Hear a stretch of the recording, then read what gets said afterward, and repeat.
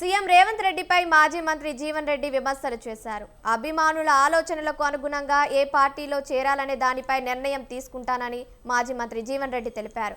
ప్రాణహిత నది జలాలను వినియోగించుకోకపోవడం, పునరుద్ధరించకపోవడం రేవంత్ నిర్లక్ష్య పాలనకు నిదర్శనమని చెప్పారు. కాంగ్రెస్ ప్రభుత్వం ఏర్పాటైన 2 ఏళ్లలోనే మార్పు రావాలనే పరిస్థితి వచ్చిందన్నారు. ఏదో ఒక పార్టీలో చేరాల్సిందేనే, ఏ పార్టీలు చేరుతాం అనేది ఏదైతుందో నిర్ణయం మీ ద్వారానే తెలుపుతా అని చెప్పింది నేను. ఇప్పుడు ఒకప్పుడు ఏదైతున్నదో ఆనాడు మార్పు రావాలి, కేసీఆర్ పోవాలనే నినాదంతో ముందుకు పోయినా. ఇవాళ పరిస్థితి చూస్తుంటే మార్పు రావాలి, రేవంత్ రెడ్డి పోవాలనే నినాదం వస్తుందని చెప్పంటారు. పరిస్థితి ఆనాడికి మార్పు చూడండి అంటారు మీరు. ఆనాడు మార్పు రావాలి, కేసీఆర్ పోవాలనే నినాదంతో ముందు పోతే ఇవాళ ఏమొస్తుంది నినాదం? మార్పు రావాలి, రేవంత్ రెడ్డి పోవాలనే కాడికి వచ్చి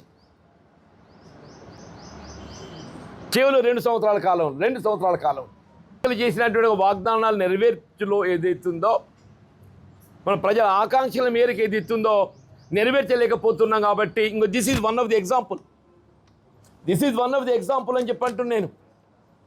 రేవంత్ రెడ్డి గారి నిర్లక్ష్య పాలనకు ఇదొక అద్దం పడుతుందని చెప్పంటున్నాను. రేవంత్ రెడ్డి గారి నిర్లక్ష్య పాలనకు సంక్షేమ కార్యక్రమాల అమలు ఒక అంశం, ఇలా ప్రాజెక్టుల నిర్వహణ అనేది ప్రధానమంటున్నది. అటువంటి ప్రాజెక్టుల నిర్వహణకు సంబంధించి కేవలం ఉత్తర తెలంగాణకి పరిమితం కాకుండా యావత్ తెలంగాణకు జీవనాధారమైనటువంటి ఒక ఇవాళ ఈ ప్రాణహిత నది జలాల వినియోగంలో ఏదైతుందో రాష్ట్ర ప్రభుత్వం దృష్టి కేంద్రీకరించలేకపోవటం. మేడిగడ్డ బ్యారేజ్